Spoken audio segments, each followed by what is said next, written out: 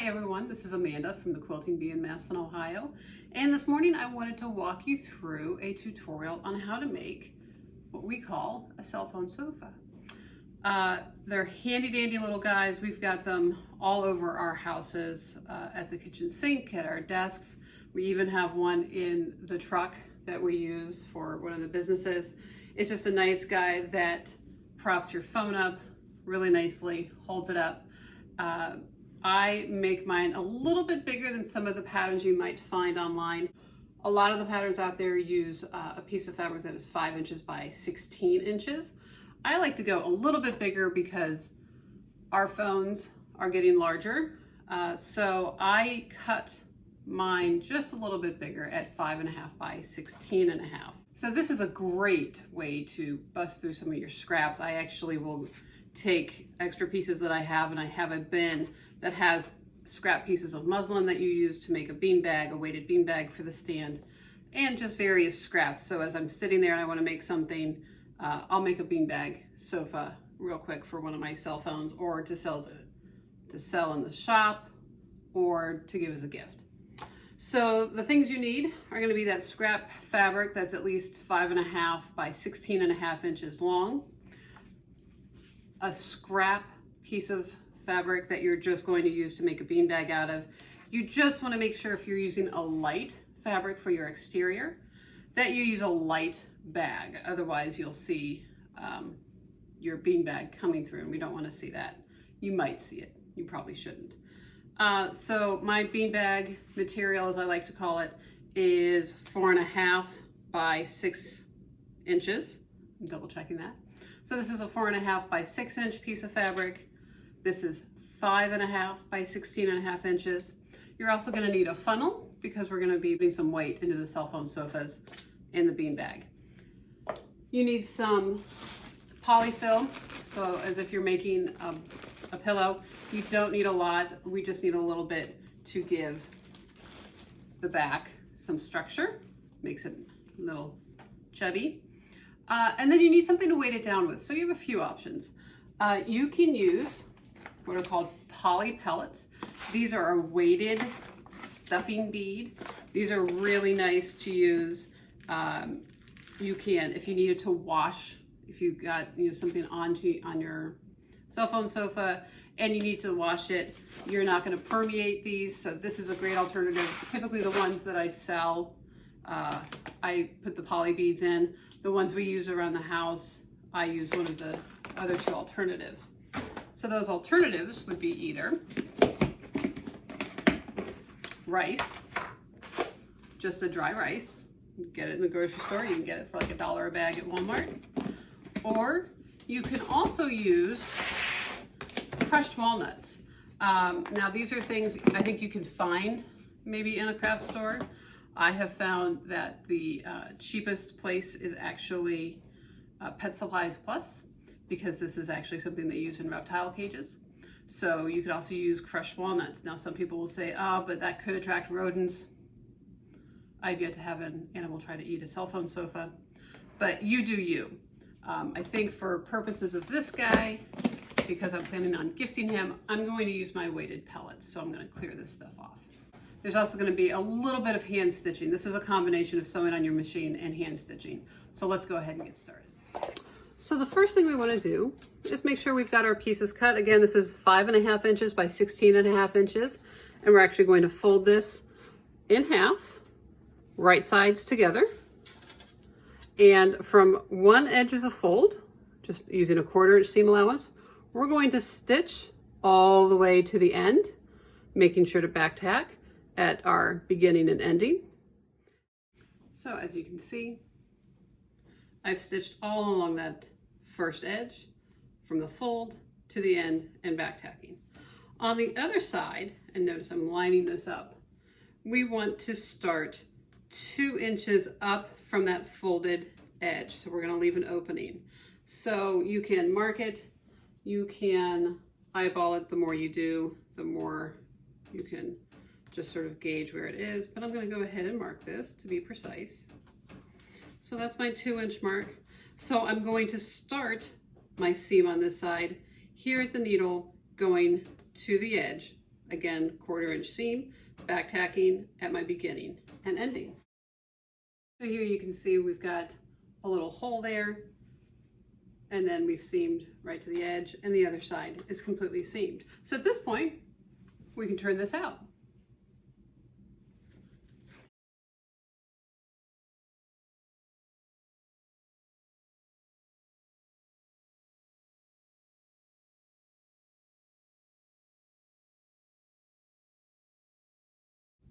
You actually want to tuck it in to create your seam allowance, because then we're going to give it a nice press. So I like to tuck it in and play with it a little bit until it feels like it's about even everything.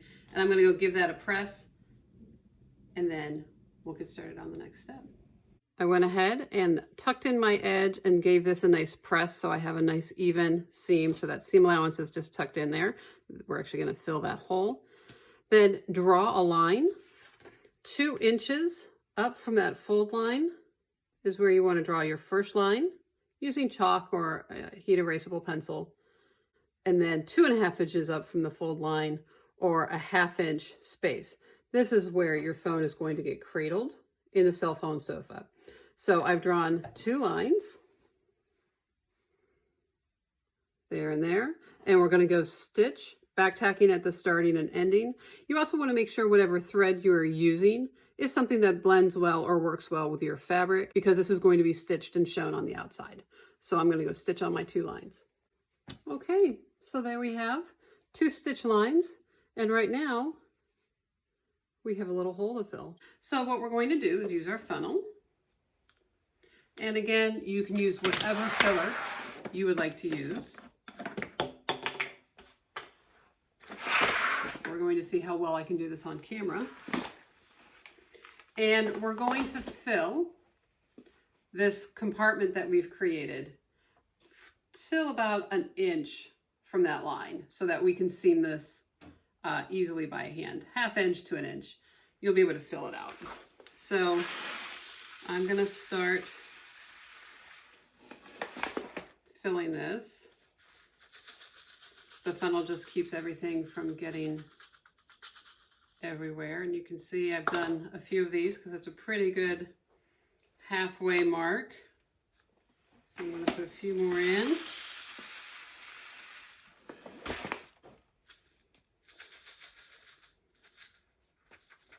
And I find I have to sometimes pat it down.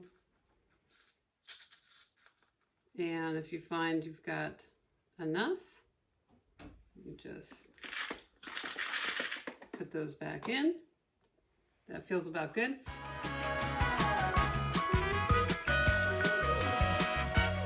It's standing on its own, so I know it's got some sturdiness to it. So like I said, we've already folded in our seam allowance. So now what I'm going to do is just whip stitch this by hand. I also find, just to keep those pellets from getting in my way, that pinning this closure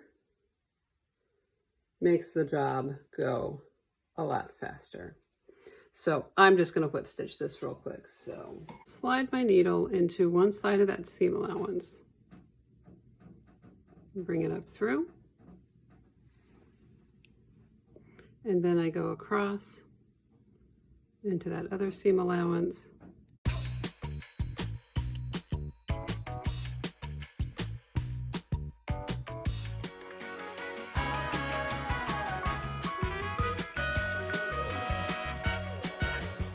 Bring that through, and what you can see, it's, I don't know what they call it, if it's a invisible stitch or what, but you end up being able to close that opening. And I notice I'm right at the edge of that seam allowance, but you don't see all the stitches necessarily on the outside. I've done my little stitch all the way across. Your test to see if you've got it, tip that upside down. Nothing's coming out. Okay, so the weighted end is ready. I'm gonna rub off my chalk marks a bit. So now we can put this guy aside. We're gonna make our beanbag real quick. First thing you're going to do, doesn't even have to be pressed, don't have to worry about turning it out, because this is going inside our bag. So we've folded it in half, and I'm going to stitch this short end and then the long end, leaving just one end open. So I sewed my short end and my long end, kept my needle down when I pivoted at that corner, just like we would when we were doing the placemats. So now what we want to do is fill our beanbag.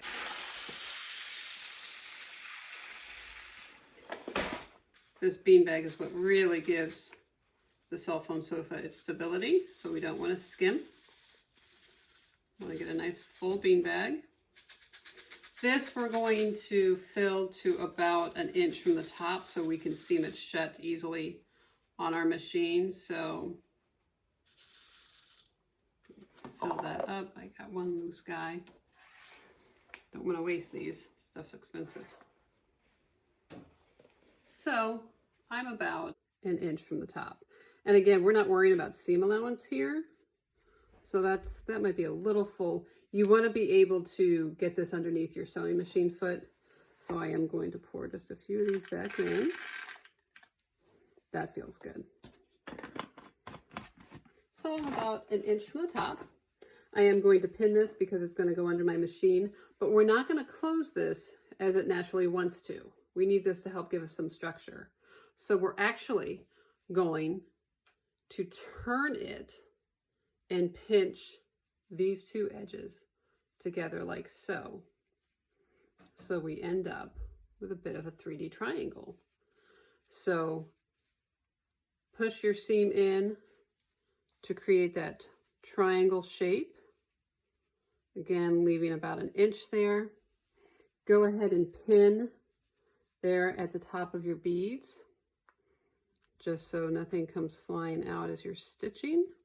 Usually takes a couple pins to keep this closed.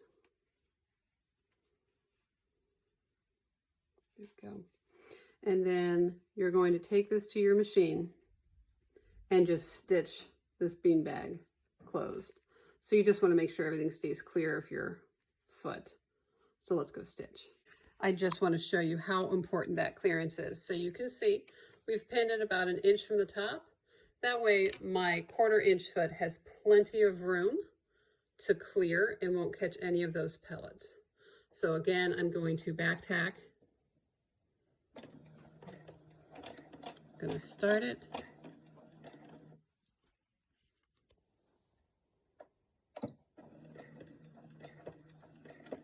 And then just stitch that opening closed. So here we are coming to the end. Again, back stitch a few and finish that up.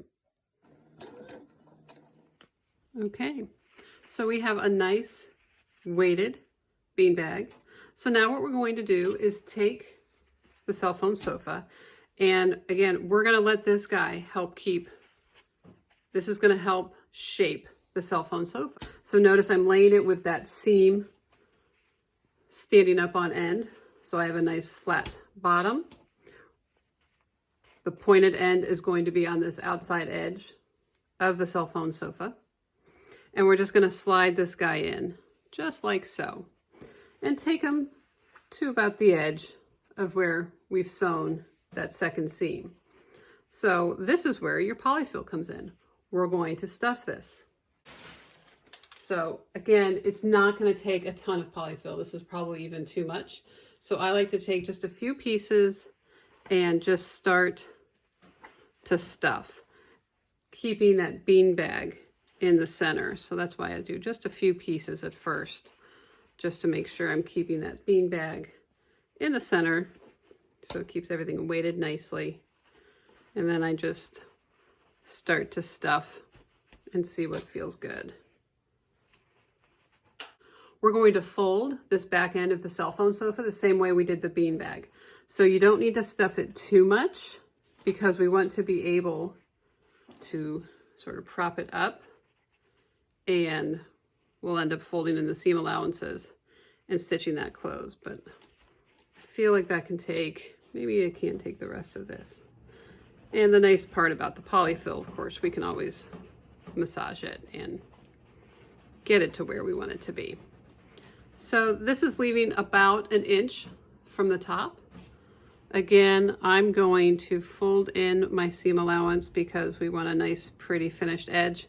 I'm matching up my two side seams here so that everything is aligned. I am going to go give this a quick press just to hold everything in place. And I'm able to move everything down so that it will clear my presser foot. So let me go give that a press. So with that pinned nicely, I'm going to go and stitch about 1/8 of an inch from the top. We don't need it to come down too far because otherwise you just end up with a big flap. So I like to stay pretty close to that edge, again, kind of like we would do with that first edge on a placemat that we were going to turn. So I'm going to back tack at my beginning and endings, and I'll meet you back. Now you may find when you have this under your foot that you have to manhandle this a little bit, but again, that's the glory of using that polyfill. It's very smushable. So you need to manhandle it a little bit so that it doesn't get in the way of anything. That's why I do not recommend having like your walking foot or a big foot on. I just use my 1/4 inch seam foot because it has less parts. But there you have your finished cell phone sofa. So there you go. So that's how you make a quick cell phone sofa. I would love to see your cell phone sofas, see what you're making them out of. See you next time. Thanks.